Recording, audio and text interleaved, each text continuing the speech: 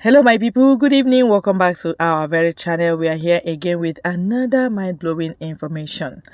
Yes, still on Nnamdi Kanu's illegal detention, his release. People are trying to find a way around it. That if the constitution is not supporting that, why don't you amend it and then support so that Nnamdi Kanu will be released? Is he the worst person? He is not. He's not even the problem of Nigeria. It is just that Nigeria is a terrorist state. That's why they hate Nnamdi Kanu and his truth and his way of doing things and the agitation of Biafra and the freedom of Biafra. They are criminal states. All right? So, now, Member of Representative Onwusibe, representing Isialangwa North of Abia State, has asked the House to amend the motion to ensure the release of Nnamdi Kanu so as to end the disturbing cases of killings in southeast eastern part of Nigeria. It will be recalled that Nnamdi Kanu had been in custody of DSS in spite ruling of the court to release the leader of the group. In his motion, Eze urged the President Bola Ahmed Tinubu administration to consult with political, traditional, and religious leaders in Ebonyi State and Southeast. This, according to him, is to find lasting solution to the insecurity in Southeast. He also urged the Acting Inspector General of Police to mobilize armored personnel carriers to strategic points across Ebonyi State to foster future attacks. He further urged the Nigerian police and other relevant security agencies to ensure effective policing of Ebonyi or Hauku Federal Constituency of Ebonyi State, other states of Southeast, and the entire country.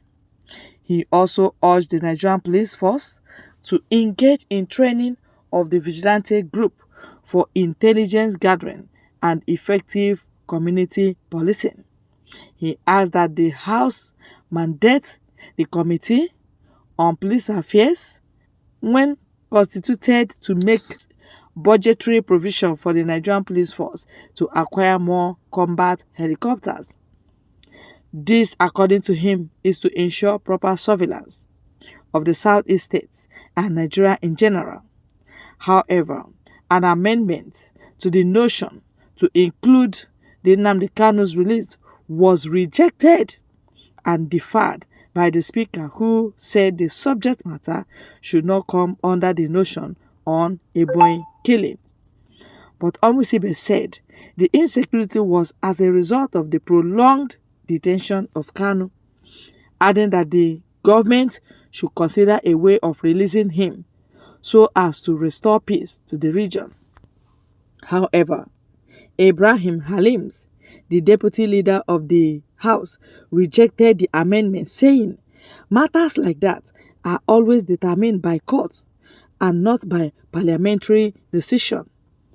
In his contribution, Representative Benjamin Kalu, the deputy speaker of the House of Representatives, said the notion moved by Onwusibe was to find an amicable way of resolving this issue with regards to Kanu.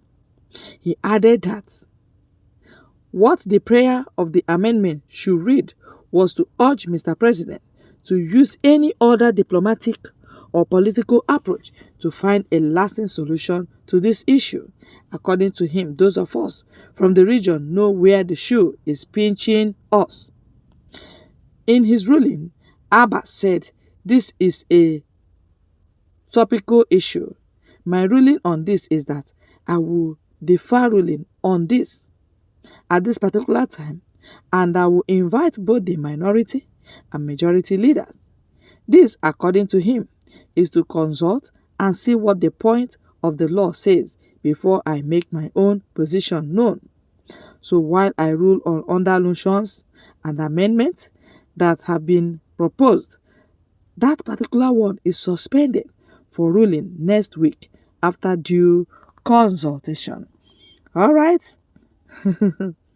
All right, that has been the case whenever Biafra issue is raised up, whenever Mazin Namikanu's issue is raised up. That has been the case. Suspension from Fulani extraction, from Muslim people. They will say, no, no, no, no, no. Let us defy it. Let us do some other things. Let us not talk about it at all, at all, at all. So, how long are you going to keep him? God say he will not die. He himself say he will not die. We say he will not die. How long do you think you will keep him? Have you not tortured him enough? Have you not slapped him enough? Have you not brutalized him enough? What else do you want? Release Nnamdi Kanu and set him free. Let him go. Pharaoh, let our people go. But Iwanyamu said today that any government that is still keeping Nnamdi Kanu in continuous detention is ridiculing the Igbos, does not have respect for the Igbos, does not regard them. And that is the major issue regarding the Igbos as nobodies, regarding them as slaves. Everybody's saying they want to destroy their region. Sit at home is destroying their economy. Sit at home. If Nigerian state truly wants economy of Igbos to boom, why didn't they open seaport for them? Why did they block them up? Why is it that they don't want to release Nnamdi Kanu, whom the region have promised that if he's released, sit at home will stop? So obviously they want sit at home to continue, so as to cripple whatever economy they are talking about, and then to be killing the people in that region, sending down Nigerian military, Air Force, police, and DSS down there. The other day, the headline was open combat, show of force. Who is forcing who? Not knowing that Nigerian government hired Asai Dokubo, a militant, Igbo hater, a jihadist, to go and be killing the youths in the southeast. Thank God, things happen, and many truths unveiled. Asari Dokubo has made confession. Honest indeed, but they are not saying anything. House of Representatives, they are not saying anything. Senate, they are not saying anything. They are all muted, watching as drama of killing Igbos are playing out. Drama, that is what they are watching, But we must continue. Biafra must come.